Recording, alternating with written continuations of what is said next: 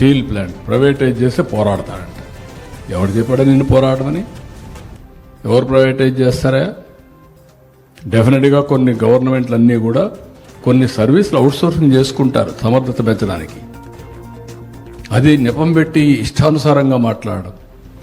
12,000 కోట్ల రూపాయల కేంద్రం ఇచ్చి ఈరోజు మళ్ళీ విశాఖపట్నం స్టీల్ ప్లాంట్ రివైవ్ చేసే ప్రయత్నం చేస్తే, తెలుగువారి ఆత్మ గౌరవాన్ని కాపాడితే, మన మనోభావాలను కాపాడడం కోసం దేశంలోనే మొట్టమొదటిసారి ఒక నిర్ణయం తీసుకుని ఆ నిర్ణయాన్ని పునరాలోచించి మళ్ళీ 12,000 కోట్ల రూపాయలు ఇచ్చి ఇప్పుడు ముందుకు తీసుకుపోతున్నాం.